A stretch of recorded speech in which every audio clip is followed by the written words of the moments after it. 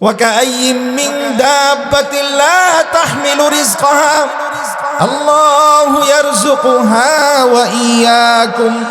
আল্লাহ তাআলা বলতেছেন, জমিনে এমন কোন প্রাণী খুঁজে পাবে না, এমন কোন প্রাণ আছে, এমন কোন বস্তু তোমরা খুঁজে পাবে না যাদের রিজিকের দায়িত্ব আল্লাহ তাআলা নেন নাই। আল্লাহু ইয়ারযুকুহা ওয়া ইয়্যাকুম। আল্লাহ রাব্বুল আলামিন তোমাদেরকে খাওয়ান, তাদেরকে খাওয়ান। আল্লাহ রাব্বুল আলামিন একটু চিন্তার পর্দাটাকে সরিয়ে দেখুন। পৃথিবীতে এমন এমন প্রাণী আছে যেই প্রাণীগুলো আমাদের দৃষ্টিতে আসে না, ওই প্রাণীগুলো আমাদের আশপাশে বসবাস করে। আমাদের ঘরের ভিতরেও অনেক প্রাণী আছে, অনেক কীট পতঙ্গ আছে যেগুলো আমাদের দৃষ্টিগোচর হয় না, কিন্তু ওই প্রাণীগুলো খাবার খেয়ে থাকে কি থাকে না? তাদেরকে খাবার কে দান করেন? আল্লাহ রাব্বুল আলামিন তাদেরকে খাবার দান করেন। এজন্য আল্লাহ তাআলা বলেছেন, আল্লাহু ইয়ারযুকুহা ওয়া ইয়্যাকুম। আল্লাহ তাআলা তাদেরকে এবং তোমাদেরকে খাবার দান করেন। এজন্য মুহতারাম হাজিরিন, একটু চিন্তা করে দেখবেন, কোন ব্যক্তি যদি তার পেশি শক্তি ব্যবহার করে, সে যদি অর্থবিত্তের অধিকারী হওয়ার মতো সম্ভব হতো, তাহলে আমাদের সমাজের ভিতরে অনেক শক্তিশালী ব্যক্তি আছে যারা অন্যান্য শক্তিহীন দুর্বল ব্যক্তির চাইতে অর্থ সম্পদের দিকে একেবারেই কম। যদি কোনো ব্যক্তি তার মেধা মস্তিষ্ককে কাজে লাগিয়ে অর্থবিত্তের অধিকারী হওয়া যেত, তাহলে আমাদের সমাজের ভিতরে অনেক মেধাবী ব্যক্তি আছে, যেই মেধাবী ব্যক্তিরা আমাদের মেধাহীন দুর্বল যাদের মেধা নাই তাদের চেয়ে ধন সম্পদ বেশি থাকার কথা ছিল। কথা ঠিক কিনা? আমাদের সমাজের ভিতরে অনেক শিক্ষিত ব্যক্তি আছে। কোন ব্যক্তি যদি মনে করে শিক্ষার মাধ্যমে অর্থ সম্পদের মালিক হওয়া যায়, শিক্ষার মাধ্যমে সম্মানিত হওয়া যায়, এটা যদি কেউ ভেবে থাকে, সে যেন চিন্তা করে আমাদের সমাজের ভিতরে অনেক অশিক্ষিত ব্যক্তি আছে, যেই অশিক্ষিত ব্যক্তির আন্ডারে তার আওতায় অনেক শিক্ষিত মানুষ কাজ করে। কথা ঠিক কিনা? এজন্য মুহতারাম হাজিরিন, মুমিন মুসলমান যেন তার একত্ববাদের ক্ষেত্রে আল্লাহ রাব্বুল আলামিন যে রিজিক দাতা, তার সব কিছু করনেওয়ালা জাত যে আল্লাহ, এই ইয়াকিন যেন তাদের অন্তরের ভিতরে বদ্ধমূল করে। যার কারণে আল্লাহ তাআলা হযরতে আদম থেকে নিয়ে ঈসা পর্যন্ত সমস্ত নবী রাসূলদেরকে এই দায়িত্ব আল্লাহ রাব্বুল আলামিন দিয়েছেন। দ্বিতীয় যে দায়িত্ব কেউ নাই। আমার সুস্থতা অসুস্থতা ভালো মন্দ যে অবস্থায় আসুক না কেন, ওই অবস্থায় কে আমাকে সুস্থতা দান করে, কে আমাকে ভালো অবস্থায় উত্তরণ করে, এই ইয়াকিন রাখা যে একমাত্র আল্লাহ তাআলাই করে। লা ইলাহা ইল্লাল্লাহ, আল্লাহর জাত ও রুবুবিয়াতের সাথে কাউকে শরীক বা অংশীদার মনে না করা। দুই নাম্বার হচ্ছে ইকরার বিল লিসান। শুধু এটা মনে মনে বললে হবে, মনে বিশ্বাস করলেই হবে না, বরং এটাকে জবানের মাধ্যমে স্বীকারোক্তি প্রদান করতে হবে। জবানে স্বীকার করতে হবে যে না, আল্লাহ তাআলাই সব করে। কেননা আমরা দেখি যার ভিতরে যার মহাব্বত বেশি, কারোর যদি দলের প্রতি মহাব্বত থাকে, সে এই দলের প্রশংসায় পঞ্চমুখ থাকে। কথা ঠিক কিনা?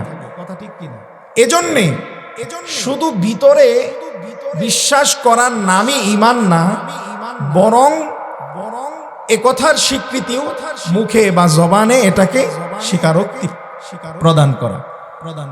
তৃতীয় যে কাজ একজন মুমিন মুসলমানের, আমাল বিল আরকান, এগুলোকে আমলে বাস্তবায়ন করা।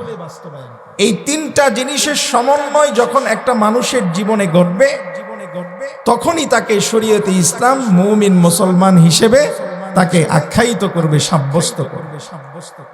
তো যে কথা বলতেছিলাম মুহতারাম মুআজ্জাজ হাজিরিন, তাহলে মুমিন মুসলমান শুধু নামাজ পড়লে, লম্বা জামা পরিধান করলে, সুন্নতি দাড়ি রাখলেই শুধু মুমিন হিসেবে তাকে আখ্যায়িত করা হবে না, যতক্ষণ পর্যন্ত সে বাহ্যিক আমলের সাথে সাথে তার যে আত্মিক পবিত্রতা, তার চিন্তা, তার আকীদা, তার বিশ্বাস কি হবে, এই বিশ্বাসের পরিশুদ্ধতা যতক্ষণ পর্যন্ত না আসবে শরীয়তে ইসলাম, ততক্ষণ পর্যন্ত তাকে মুমিন মুসলমান হিসেবে আখ্যায়িত।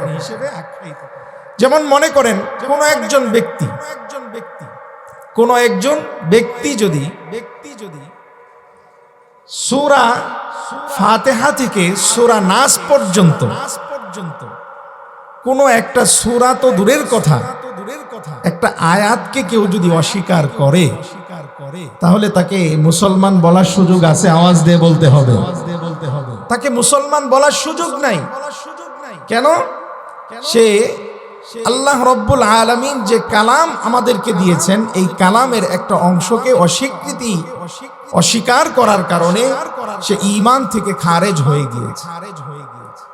এজন্য মুহতারাম হাজিরিন, আল্লাহ রব্বুল আলামিন পৃথিবীতে যত নবী রাসূল পাঠিয়েছেন, সমস্ত নবী রাসূলদেরকে আল্লাহ তাআলা যে দায়িত্ব দিয়েছেন, মৌলিকভাবে এই দায়িত্ব আল্লাহ তাআলা 5টা দায়িত্ব আদম থেকে নিয়ে আমাদের নবী পর্যন্ত সকল নবীকে আল্লাহ তাআলা দান করেছেন।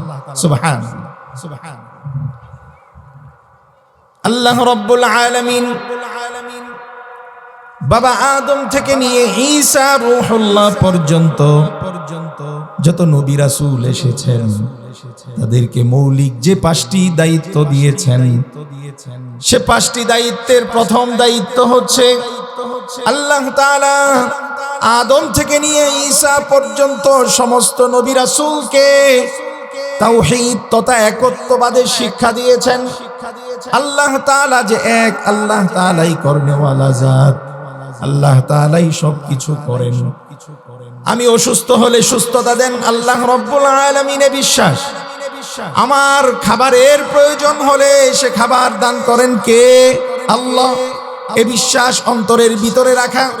আল্লাহ রব্বুল আলামিন কালামে হাকিমে ইরশাদ করেন, ওয়ামা মিন দাব্বাতিন ফিল আরদি ইল্লা আলাল্লাহি রিজকুহা ওয়া ইয়ালামু মুস্তাকাররাহা ওয়া মুস্তাওদাআহা কুল্লুম ফি কিতাবিন মুবিন।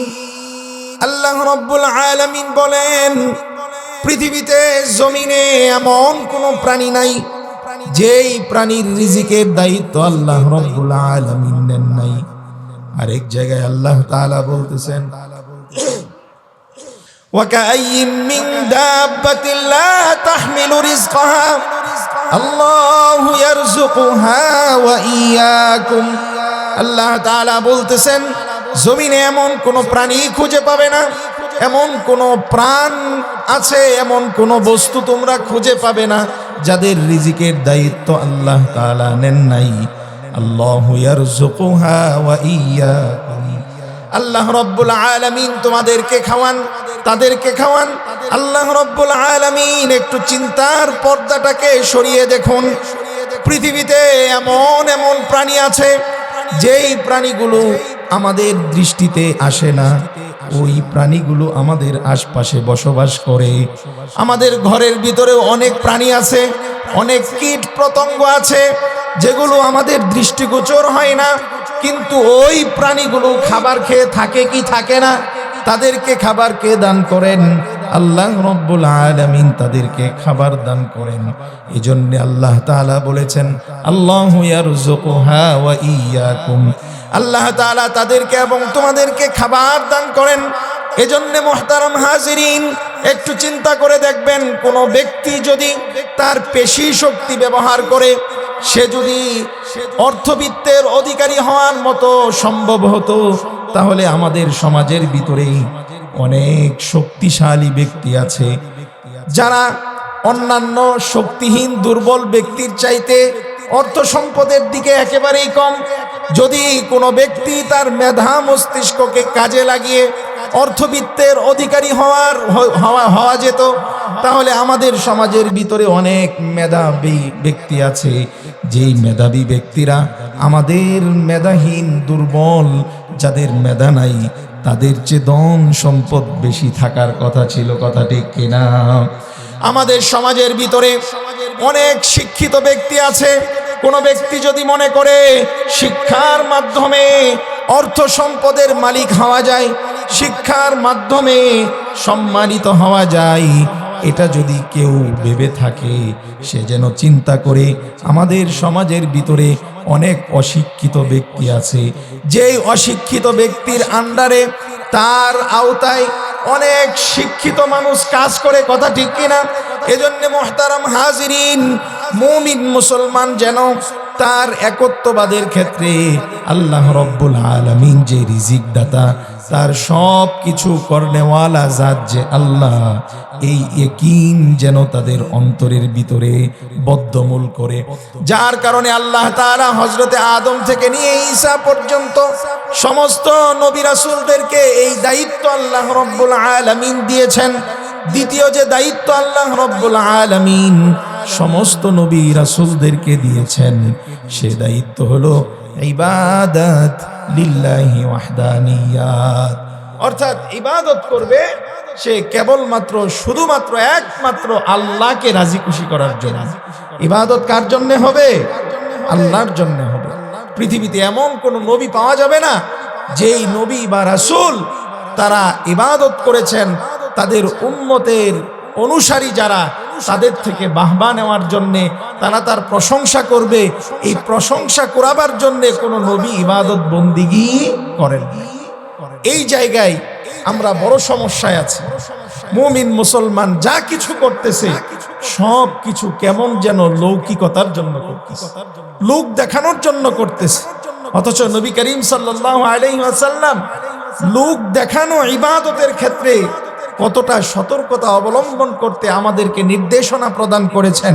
হাদিসে পাকে আছে, আল্লাহর নবী সাল্লাল্লাহু আলাইহি ওয়াসাল্লাম সাহাবায়ে কেরাম রিজওয়ানুল্লাহি তাআলা আলাইহিম আজমাইনদেরকে বলতেছেন, ও আমার সাহাবারা, আমি আমার উম্মতের ব্যাপারে বড় বড় গুনাহের আশঙ্কা করি না। বড় মোটা দাগের যেই শিরিকগুলো আছে এগুলোর সংখ্যা আমি বোধ করি না। আমার উম্মতের ভিতরে ছোট্ট ছোট্ট শিরকের সংখ্যা বোধ করি, যেগুলোতে আমার উম্মতের লোকেরা ইত্তেলা হয়ে যাবে। আমার উম্মতের লোকেরা এগুলোকে ইহতিয়াত করে চলাটা তাদের জন্য অনেক কষ্টকর হয়ে যাবে। সাহাবায়ে কেরাম রিজওয়ানুল্লাহি তাআলা আলাইহিম আজমাইন বললেন, ওমা শিরকুল আসগরু ইয়া রাসূলুল্লাহ, ওগো আল্লাহর নবী, ছোট্ট শিরিক এটা আবার কি? বড় বড় শিরিক এটা তো আমরা জানি, আল্লাহর সাথে সরাসরি অংশীদার স্থাপন করা, এটা তো আমরা জানি, কিন্তু ছোট শিরিক বলে কি বুঝালেন আল্লাহর নবী সাল্লাল্লাহু আলাইহি ওয়াসাল্লাম? সাহাবায়ে কেরামদেরকে বললেন, আর রিয়া, ছোট শিরিক হচ্ছে রিয়া বা লৌকিকতা। এজন্যে রিয়া কোন ব্যক্তি যদি ইবাদত এই কারণে করে যে মানুষ তাকে নামাজি বলবে, মানুষ তাকে মুত্তাকি বলবে, মানুষ তাকে পরহেজগার বলবে, মানুষ তাকে দানবীর বলবে, এই কারণে যদি কোনো ব্যক্তি ইবাদত করে, সে ইবাদত করে সওয়াবের পরিবর্তে সে গুনাহগার হয়ে যাবে। এজন্য আল্লাহ তাআলা এই শিক্ষা বাবা আদম থেকে নিয়ে আমাদের নবী পর্যন্ত সমস্ত নবীদেরকে এবং সমস্ত নবীর উম্মতদেরকে এই শিক্ষা দিয়েছেন। 3 নাম্বার যে মৌলিক দায়িত্ব আল্লাহ রব্বুল আলামিন সমস্ত নবী রাসূলকে দিয়েছেন, সেটা হচ্ছে সালাত, নামাজ। পৃথিবীতে এমন কোন নবী খুঁজে পাওয়া যাবে না যে নবীরা নিজে নামাজ আদায় করেননি, যে নবীরা তাদের উম্মতের লোকদেরকে নামাজ পড়ার নির্দেশনা দেননি। এমন কোন নবী খুঁজে পাওয়া যাবে না। নামাজ তো এমন এক গুরুত্বপূর্ণ ইবাদত, নামাজকে জান্নাতের চাবি বলা হয়েছে। অর্থাৎ কোন ব্যক্তি যদি নামাজ আদায় করে, সময় মতো নামাজ আদায় করার দ্বারা সে মৃত্যুবরণ করার সঙ্গে সঙ্গে সে এক চাবি নিয়ে যাবে, যে চাবির মাধ্যমে সে তার জান্নাত খুলে প্রবেশ করে ফেলবে। যে ব্যক্তি সময় মতো নামাজ আদায় করবে না, সে যেন দুনিয়া থেকে চাবি, জান্নাতের চাবি নিয়ে যেতে পারলো না। যে ব্যক্তি তার চাবি নিয়ে যেতে পারবে না, সে তো জান্নাতে প্রবেশ করতে পারবে না, এটাই স্বাভাবিক।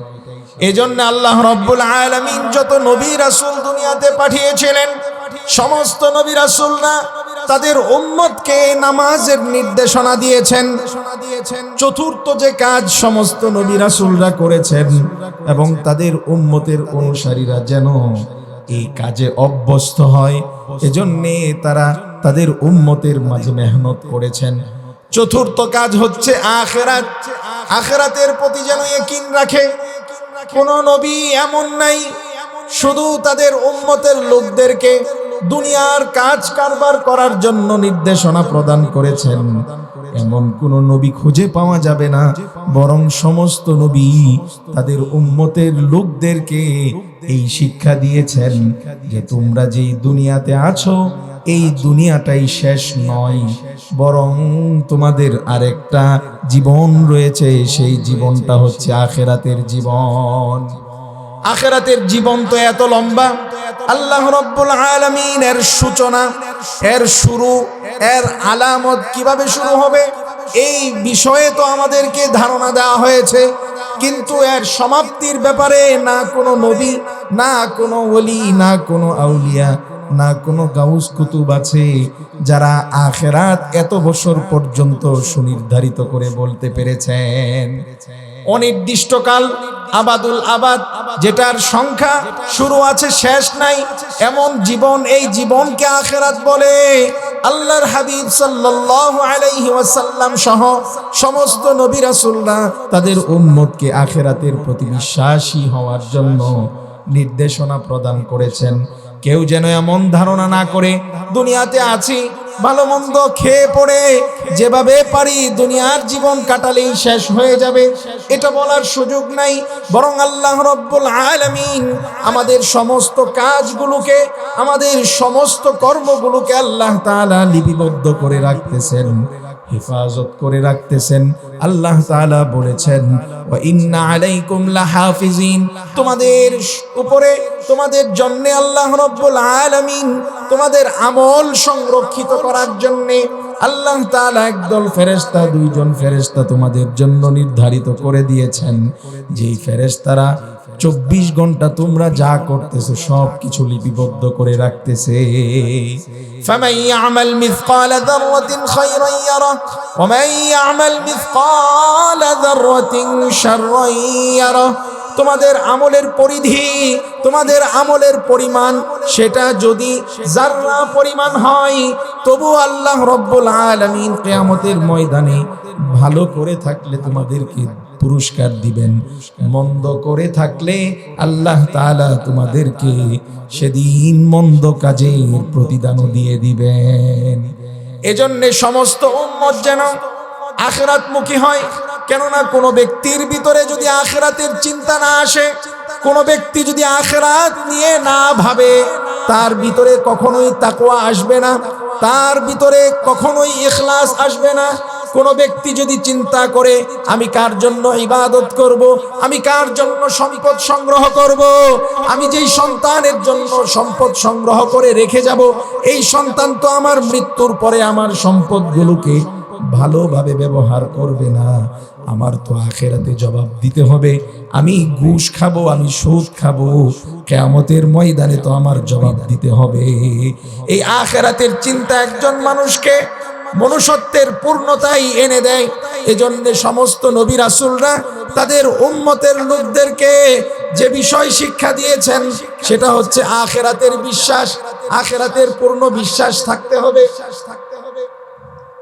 পঞ্চম যে বিষয় সমস্ত নবী রাসূলদেরকে দিয়ে আল্লাহ রাব্বুল আলামিন করিয়েছেন, আল্লাহ রাব্বুল আলামিন তার হাবিব মুহাম্মদুর রাসূলুল্লাহ সাল্লাল্লাহু আলাইহি ওয়াসাল্লামকে সর্বশ্রেষ্ঠ এবং সর্বশেষ নবী হিসেবে মনোনীত করেছেন। এই দাওয়াত আল্লাহ তাআলা হযরতে আদম থেকে নিয়ে ঈসা রূহুল্লাহ পর্যন্ত সমস্ত নবী রাসূলদেরকে দিয়ে আল্লাহ তাআলা এই দাওয়াত প্রচার করিয়েছেন। সুবহানাল্লাহ। আমরা তো এমন এক নবীর উম্মত হয়েছি যেই নবী পৃথিবীতে আসার সংবাদ আল্লাহ তাআলা এই নবীর সংবাদকে প্রচার করার জন্য আদম থেকে নিয়ে ঈসা পর্যন্ত যত শ্রেষ্ঠ মানুষ ছিল, সমস্ত শ্রেষ্ঠ মানুষরা যার আশার সংবাদ দিয়ে বেরিয়েছেন, সংবাদ প্রচার করেছেন, আল্লাহ রাব্বুল আলামিন এটাই বলেছেন, ওয়াইজ আখাযাল্লাহু মিসাকান নাবিয়্যিন লামা আতাইতুকুম মিন কিতাব ওয়া হিকমাতিন সুম্মা জাআকুম রাসূলুম মুসাদ্দিকুন লিমা মাআকুম লাতু'মিনুন্না বিহি ওয়া লাতানসুরুন্না। হে নবী, আপনি স্মরণ করুন ওই সময়ের কথা যখন আমি সমস্ত নবীদের কাছ থেকে এই অঙ্গীকার নিয়েছি, এই প্রতিশ্রুতি নিয়েছি, মিসাকান নাবিয়্যিন লামা আতাইতুকুম মিন কিতাব ওয়া হিকমাতিন, আমি যখন কিতাব এবং হিকমত দিয়েছি, পাশাপাশি তাদের থেকে এই প্রতিশ্রুতি নিয়েছি আমি এক নবী পাঠাবো, যেই নবীর উপরে তোমরা সকলেই ঈমান আনবে। শুধু ঈমান আনবে তা নয়, বরং তাকে তোমরা সব ধরনের সাহায্য সহযোগিতা করবে। বলেন সুবহানাল্লাহ। মুহতারাম মুআজ্জাজ হাজিরিন, আল্লাহর নবী সাল্লাল্লাহু আলাইহি ওয়াসাল্লামের উপরে তারা ঈমান কিভাবে আনলো? আল্লাহ রাব্বুল আলামিন যখন হযরত রাসূল করিম সাল্লাল্লাহু আলাইহি ওয়াসাল্লামকে তার দিদার দেওয়ার জন্য মেরাজের রজনীতে আল্লাহ তাআলা তার হাবিবকে ডেকে নিলেন, আল্লাহ তাআলা সরাসরি হযরত জিবরাইল আলাইহিস সালাতু ওয়াস সালামকে পাঠিয়ে দিলেন, যাতে করে হযরত জিবরাইল আলাইহিস সালাতু ওয়াস সালাম তার হাবিবকে নিয়ে তার কাছে যায়। মুহতারাম হাজিরিন, এই যে আল্লাহ রাব্বুল আলামিন একটা সিস্টেম শিক্ষা দিলেন, সেই সিস্টেম কি?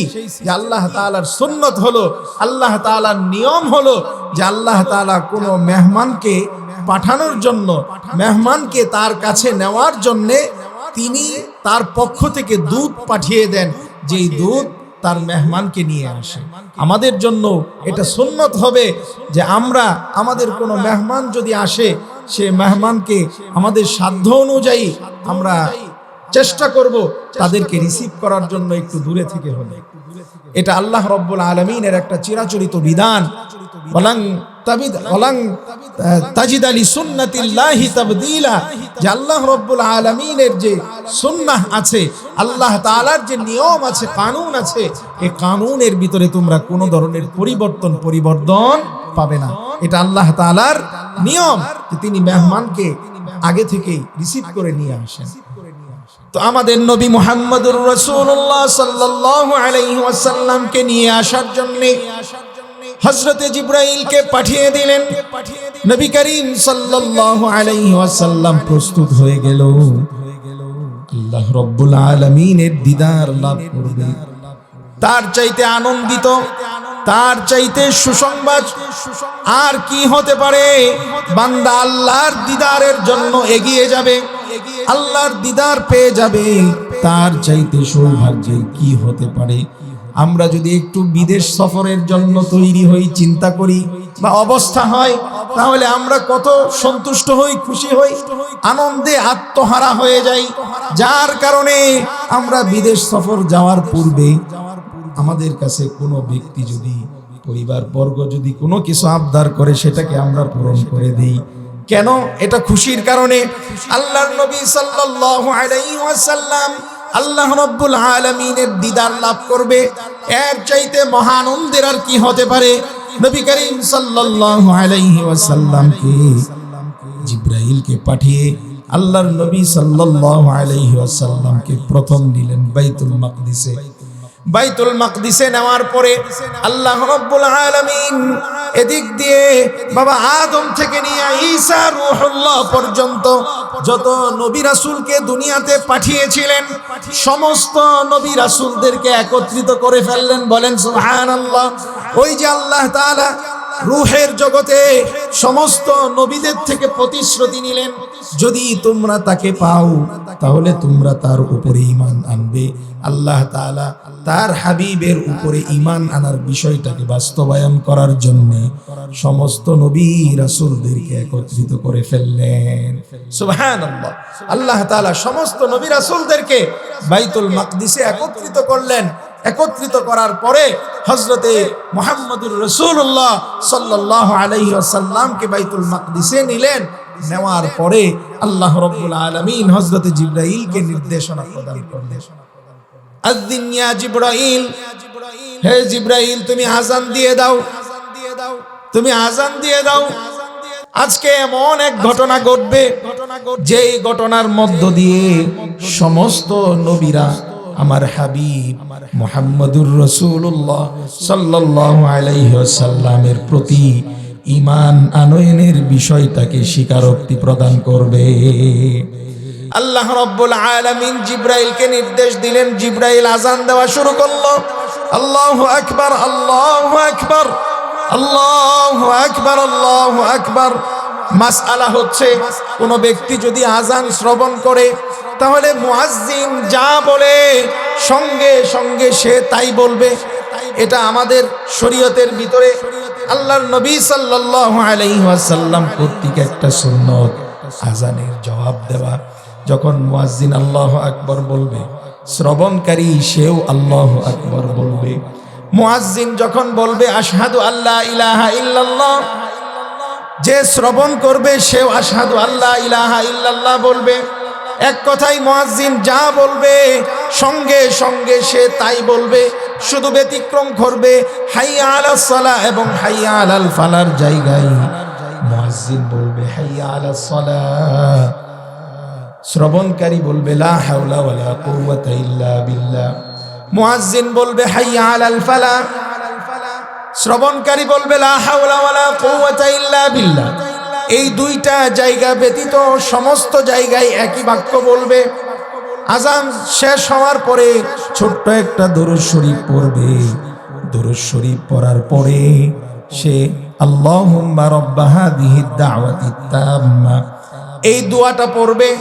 হাদিসে পাকে আল্লাহর নবী সাল্লাল্লাহু আলাইহি ওয়াসাল্লাম ইরশাদ করেন, এই ব্যক্তির জন্য আল্লাহ তাআলা জান্নাতের 8টা দরজাই খুলে দিবেন। বলেন সুবহানাল্লাহ।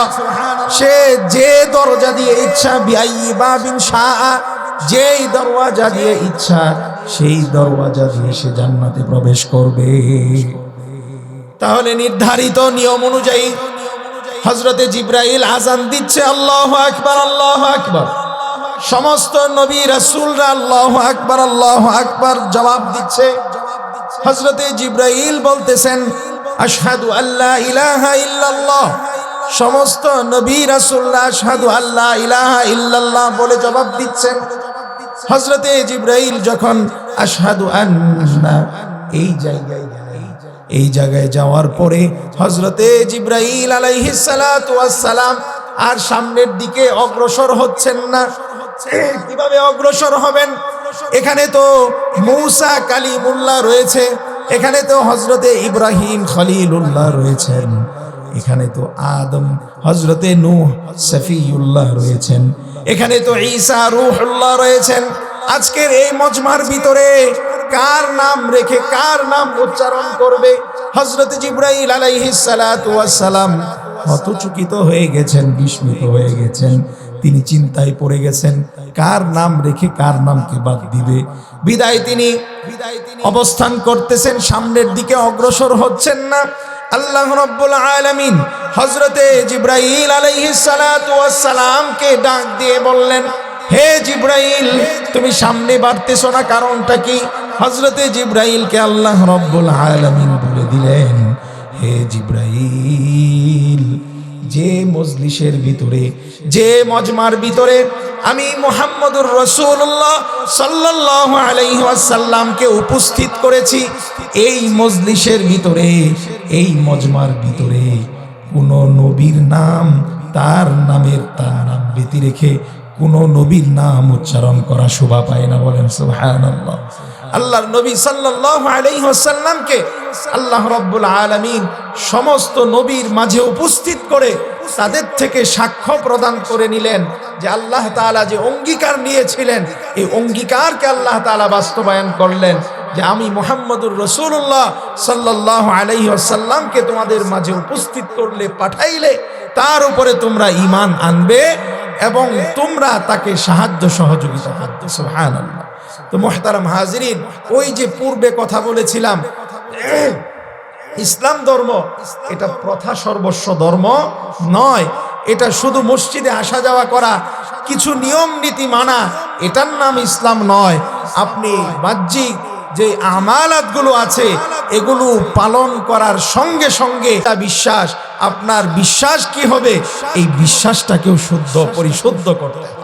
এই বিশ্বাস কি?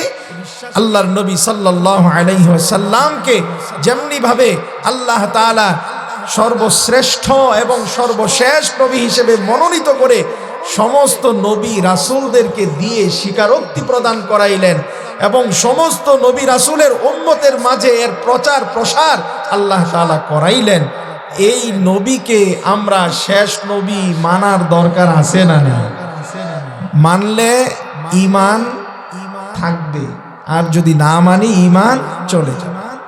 এটা আমাদের আকীদা। আল্লাহ তাআলার জাত ও রুবুবিয়্যাতের সাথে যেমনি ভাবে কোনো শরীক করা চলে না, নবী মুহাম্মদুর রাসূলুল্লাহ সাল্লাল্লাহু আলাইহি ওয়াসাল্লাম যে শেষ নবী, তারপরে কোনো নবী বা রাসূল দুনিয়াতে আসে নাই, এখনো নাই, ভবিষ্যতেও আসবে না।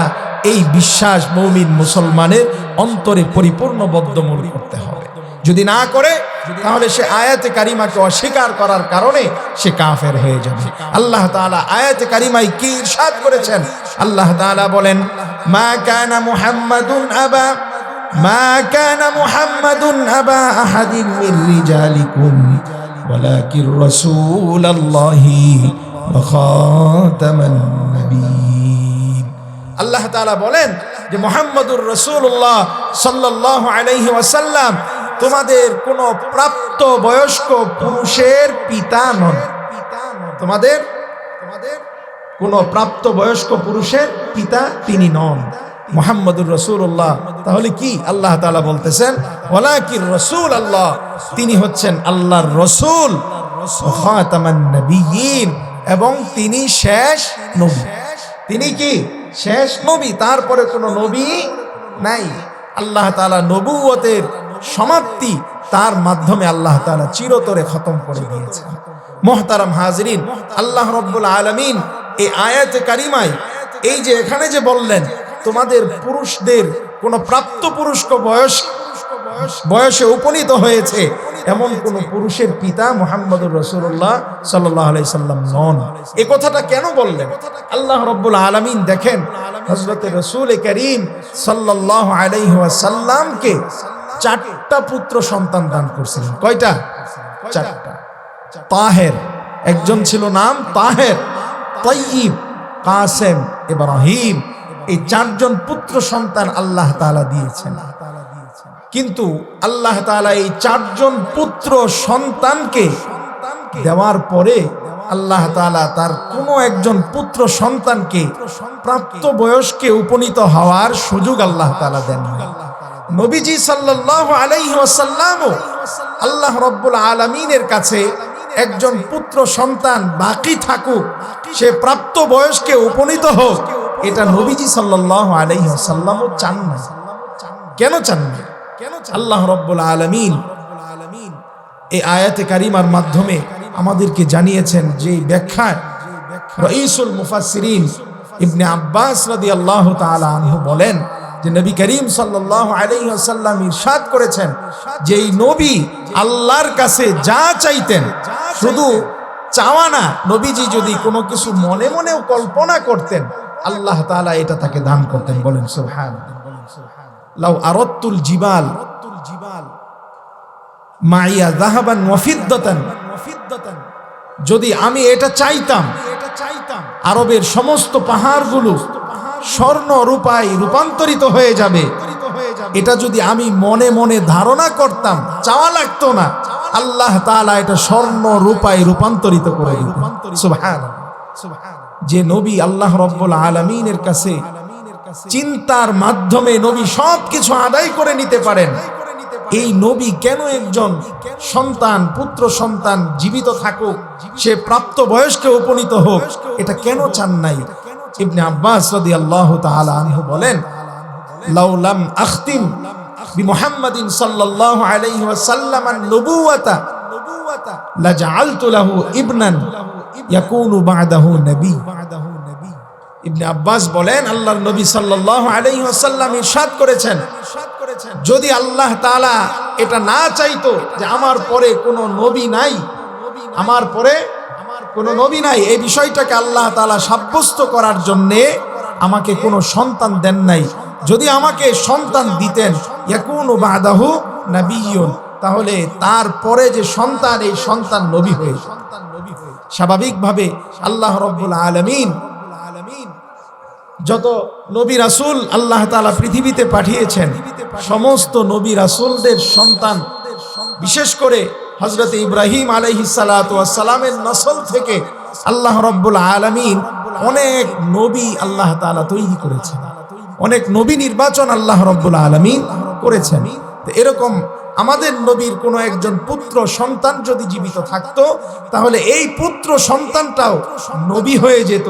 আল্লাহ তাআলা যেহেতু তার এটা আল্লাহ রাব্বুল আলামিন নির্ধারণ করে রেখেছেন, আল্লাহ রাব্বুল আলামিন এই মুআমালাত করবেন যে নবীর পরে আর কোনো নবী থাকবে না, বিধায় আল্লাহ তাআলা তার সমস্ত সন্তানগুলোকে দুনিয়া থেকে উঠাই নিয়েছেন। এজন্য মুহতারাম হাজিরিন, আকীদায়ে খতমে নবুওয়াত একজন মুমিন মুসলমানের ঈমান, নবী করিম সাল্লাল্লাহু আলাইহি ওয়াসাল্লামের উপরে আমাদের এই ঈমান রাখতে হবে, নবীর পরে কোনো নবী নাই। এটার জন্যে যা করা দরকার, যখন যে বিষয় আমাদের সামনে আসে, এই বিষয়টাকে আমাদের পালন করতে হবে। কেননা সাহাবায়ে কেরাম রিজওয়ানুল্লাহি তাআলা আলাইহিম আজমাইন এই আকীদায়ে খতমে নবুওয়াত, আল্লাহর নবীর পরে যে নবী নাই, এই কথাটাকে বাস্তবায়ন করার জন্যে তারা অনেক ত্যাগ, অনেক সংগ্রাম তারা করেছেন। আল্লাহর নবী সাল্লাল্লাহু আলাইহি ওয়াসাল্লাম তিনি জীবদ্দশায় যতগুলো গাজওয়া এবং সারিয়া হয়েছে, এই গাজওয়া এবং সারিয়াতে যত লোক শহীদ না হয়েছে, আল্লাহর নবী যে শেষ নবী, তারপরে কোনো নবী নাই, এই কথাটাকে বাস্তবায়ন করার জন্যে তার চাইতে বেশি পরিমাণের সাহাবীরা তারা শাহাদত বরণ করেছে। বলেন সুবহানাল্লাহ। তারা গুরুত্বের সাথে এটার মোকাবেলা করেছে। আল্লাহর নবী সাল্লাল্লাহু আলাইহি ওয়াসাল্লাম ইরশাদ করেন, তোমাদের পরে অনেক মিথ্যা নবী দাবি করবে, তখন তাদের থেকে তোমরা তোমাদের ঈমানকে হেফাজত করবে। আল্লাহর নবী সাল্লাল্লাহু আলাইহি ওয়াসাল্লামের এই নবুওয়াতকে বাস্তবায়ন করার জন্য যে পদক্ষেপ গ্রহণ করার দরকার, সাহাবায়ে কেরাম রিজওয়ানুল্লাহি তাআলা আলাইহিম আজমাইন যেমনি ভাবে করে তারা নজির স্থাপন করেছেন, তোমরাও ওইভাবে করে তোমাদের জীবনটাকে বিসর্জন দাও। আল্লাহর নবী সাল্লাল্লাহু আলাইহি ওয়াসাল্লামের ছোট ছোট সাহাবারা পর্যন্ত নবীর পরে যে নবী নাই, আল্লাহর নবী সাল্লাল্লাহু আলাইহি ওয়াসাল্লামের এই নবুয়তের স্বীকারোক্তিটাকে যথাযথ রাখবার জন্য ছোট ছোট সাহাবীরা পর্যন্ত প্রাণ বিসর্জন দিয়েছেন। আল্লাহর নবী সাল্লাল্লাহু আলাইহি ওয়াসাল্লামের পরে হযরতে আবু বকর সিদ্দিক রাদিয়াল্লাহু তাআলা আনহুর খেলাফত আমলে এক মিথ্যুক মুসাইলামাতুল কাযযাব যে নিজেকে নবী দাবি করেছিল, এই মুসাইলামাতুল কাযযাব সে ডেকে ডেকে শাস্তি প্রদান করে কাউকে পুরস্কার দিয়ে তার নবুয়তের স্বীকারোক্তি গ্রহণ করত।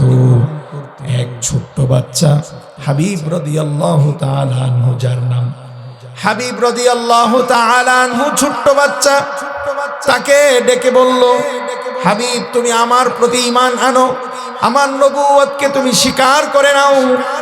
হাবিব রাদিয়াল্লাহু তাআলা আনহু বাবা হারা এতিম সন্তান, সে অকপটে বলে দিল, না, কখনোই সম্ভব না, আমার নবী মুহাম্মদুর রাসূলুল্লাহ সাল্লাল্লাহু আলাইহি ওয়াসাল্লামের পরে কোনো নবী নাই, আমার দেহের ভিতরে যতক্ষণ পর্যন্ত প্রাণ আছে এ কথার স্বীকারোক্তি আমার দ্বারা দেওয়া সম্ভব হবে না। মুসাইলামাতুল কাযযাব তার হাত পা বেঁধে ফেলল। মুসাইলামাতুল কাযযাব আস্তে আস্তে আস্তে আস্তে তার উপরে নির্যাতন নিপীড়ন চালাইতে লাগলো। মুসাইলামাতুল কাযযাব নির্যাতন করে আর সঙ্গে সঙ্গে হাবিব রাদিয়াল্লাহু তাআলা আনহুকে বলে, তুমি আমার নবুয়তকে স্বীকার করে নাও। মুসাইলামাতুল কাযযাব যখনই প্রশ্ন করে, হাবিব রাদিয়াল্লাহু তাআলা আনহু সঙ্গে সঙ্গে তার এই প্রস্তাবকে প্রত্যাখ্যান করে ফেলে। মুসাইলামাতুল কাজ্জাব রাগান্বিত হয়ে হাবিব রাদিয়াল্লাহু তাআলা আনহুর একটা হাত কেটে ফেললো। একটু চিন্তা করে দেখুন, ছোট্ট বাচ্চা, নবীর প্রেম তার ভিতরে কি পরিমাণ ছিল, নবীর মায়া মোহাব্বত ভালোবাসা কি পরিমাণ ছিল। তার হাত একটা কেটে ফেললো, সঙ্গে সঙ্গে সেই হাত থেকে ফিনকি দিয়ে রক্ত বের হতে লাগলো। দৃশ্যটা আপনার দৃষ্টিগোচর করেন, একটু দৃশ্যপটে আনেন, এনে একটু চিন্তা করে দেখুন। ওই অবস্থাতে মুসাইলামাতুল কাজ্জাব আবার বলতেছে, হাবিব এখনো সময় আছে, তুমি আমার উপরে ঈমান আনো, আমার নবুয়তকে তুমি গ্রহণ করে নাও। তোমার যে ক্ষতি করেছি সে ক্ষতি আমি পূরণ করে দিব, তোমার যে ক্ষতি আমি করেছি সে ক্ষতি পূরণ করে দিব। তোমার আড়ম্বরপূর্ণ জীবন যাপনের জন্য, ভালো সুন্দর জীবন যাপনের জন্য যা কিছু প্রয়োজন সব কিছুর ব্যবস্থা আমি করে দিব। মুসাইলামাতুল কাজ্জাব এই প্রস্তাব দেওয়ার পরে সঙ্গে সঙ্গে প্রস্তাব প্রত্যাখ্যান করলেন। বললেন, না, যতক্ষণ পর্যন্ত দেহের ভিতরে প্রাণ আছে কোন অবস্থাতেই তোর এই নবুয়ত, মিথ্যা নবুয়তকে স্বীকার করা আমার পক্ষে সম্ভব না। সঙ্গে সঙ্গে মুসাইলামাতুল কাজ্জাব রাগান্বিত হয়ে তার একটা পা কেটে ফেললো।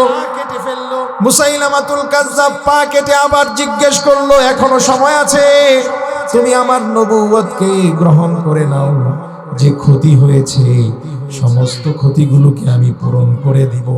মুসাইলামাতুল কাজ্জাবকে আবারও একই উত্তর দিল, না, সম্ভব না। দেহের ভিতরে যতক্ষণ পর্যন্ত এক বিন্দু পরিমাণ রক্ত বাকি থাকবে ততক্ষণ পর্যন্ত তোর মিথ্যা নবুয়তকে স্বীকারোক্তি দেওয়া আমার পক্ষে সম্ভব না। আবার রাগান্বিত হয়ে তার আরেকটা হাত কেটে দিল, আরেকটা পা কেটে দিল। এভাবে তার দুইটা হাত দুইটা পা কেটে দেওয়ার পরে ছটফট করতেছে। মুসাইলামাতুল কাজ্জাব তাকে আবার বলতেছে, এখনো সময় আছে, আমার নবুয়তকে স্বীকার করে নাও। সে আবার না করে দিল। না, এই প্রস্তাব প্রত্যাখ্যান করার সঙ্গে সঙ্গে মুসাইলামাতুল কাজ্জাব ভীষণ রাগান্বিত হয়ে হাবিব রাদিয়াল্লাহু তাআলা আনহুর জবানটাকে কেটে দিল। জবানটাকে কেটে দেওয়ার পরে তিনি চিন্তা করতেছেন এখন কি করবে। হাত নাই, পা নাই, যে হাত দিয়ে ইশারা করবে, পা দিয়ে ইশারা করবে, তোর এই প্রস্তাবকে আমি প্রত্যাখ্যান করলাম। জিহবা নাই, এই জিহবা দিয়ে বলে দিবে তোর প্রস্তাবকে আমি প্রত্যাখ্যান করলাম। প্যারা হাজিরিন, হাবিব রাদিয়াল্লাহু তাআলা আনহুকে আবার যখন বলা হইল, তিনি মাথা এপর ওপর করে তিনি তাকে নিষেধ করে দিলেন, না, আমি এখনো পর্যন্ত তোর নবুয়তকে আমি গ্রহণ করি নাই। ক্ষত বিক্ষত করে মুসাইলামাতুল কাজ্জাব হযরতে হাবিব রাদিয়াল্লাহু তাআলা আনহুকে শাহাদাতের অমীয় সুধা পান করিয়ে দিলেন।